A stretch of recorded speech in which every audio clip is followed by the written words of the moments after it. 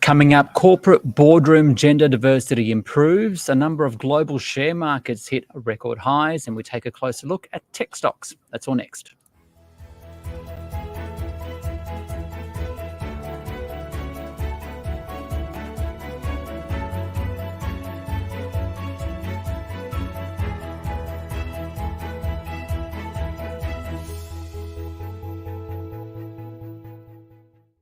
It's your daily 10-minute business and finance news wrap for this Friday, the 8th of March, 2024. We will speak with Omkar Joshi from Opal Capital Management later in the podcast to talk about the record highs reached on numerous share markets, including the US, France, Germany, and of course here in Australia. But first, let's talk about corporate boardroom diversity, where Corporate Australia is edging closer to gender diversity in the boardroom. The Australian Institute of Company Directors says the proportion of females on ASX 200 boards, they're the country's top 200 listed companies, sits at just over 37%. 40% is considered the best practice gender equality goal. But when it comes to women in leadership positions like chairs in larger companies, there's more work to be done. For more, I spoke with Louise Petschler from the Australian Institute of Company Directors. Louise, first of all, how would you describe the level of gender diversity at the boardroom level of Australia's top listed companies? Look, it's definitely improving, and it's a really positive story for Australian companies and Australian boards. We've seen the number of women being recruited onto our big company boards increasing to, a 50% recruitment rate, which is such a huge change from 10 years ago.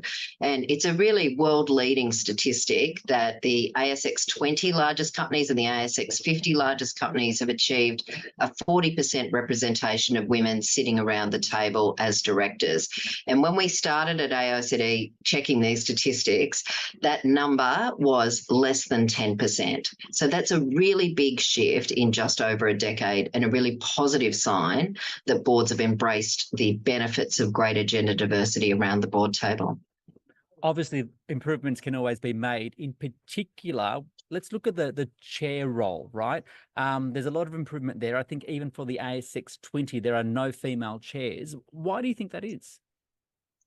It is an area where, this is a journey. We have to see that continued focus. We have these very qualified, very capable women directors now sitting at the board tables of large companies, but we aren't seeing that translate to the most senior role on the boards, the chair role. So it is a genuine question. Is this a time issue? Why aren't we seeing this shift in terms of those who sit as the chair leadership of the boards? And it's an area that we're certainly encouraging our largest companies to consider as they think about board composition over the next 2 years.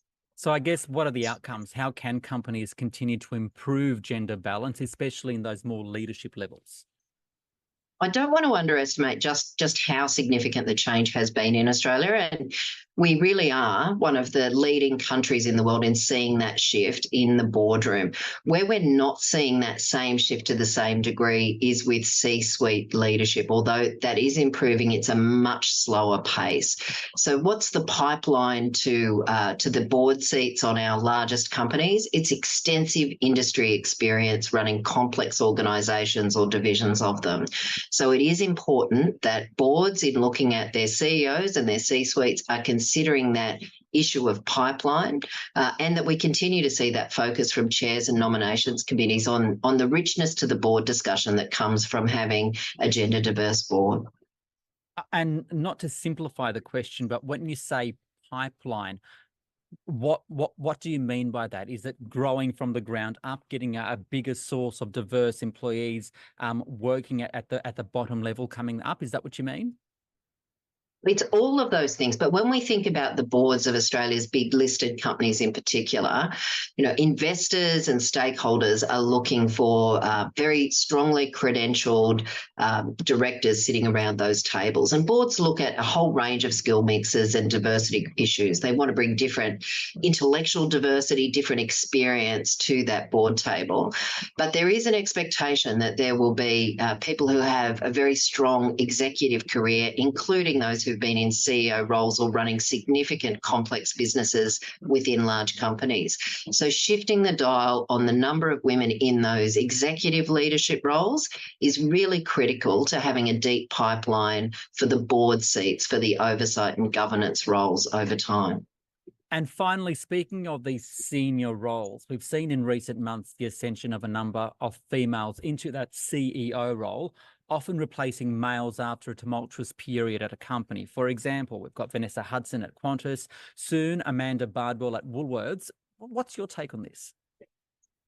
Well, we do see that pipeline issue makes seeing greater representation of women leading big companies and in the C-suite generally as really important. Look, chief executive women does some great work around this, asking the question of where are these women moving into the senior roles, but also the challenge of the glass cliff, where we do see women taking on very complex turnaround operations in the leadership of those companies. But from the Institute of Company Directors perspective, we see women stepping into CEO roles of our very big brands, our very big companies, as a really critical part of broadening that board ecosystem over time, and we think it's something to be applauded. That is Louise Petschler from the AICD. Now, Market Day on the SBS On the Money podcast. Well, the Australian share market had another great day. In fact, it surpassed 7,800 on the S&P ASX 200 for the first time ever by the close, up 1.07% to 7,847. For more, I spoke with Omkar Joshi from Opal Capital Management. So, Omkar, it's not just the Australian share market, but some global markets at records. The US, France, Germany, all at record highs. And it followed more commentary from leaders from the central banks of both the US and European Central Bank.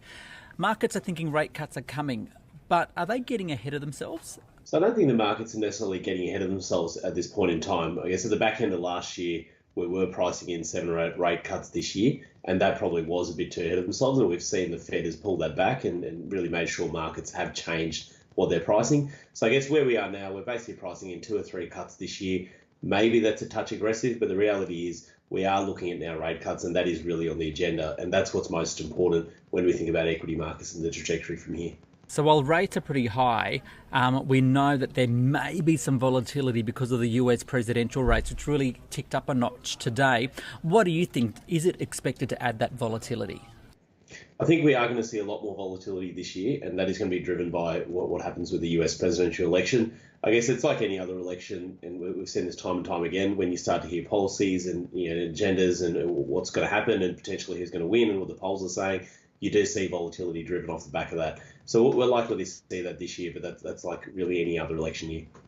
Now, what about the Australian share market at a record high? It's been trading at a record high for the past couple of weeks now and again. Would a pullback surprise you? Why? And what could start that? So I don't think it would be much of a surprise. And the simple answer for that is when markets do go up, it's quite healthy to have a correction along the way.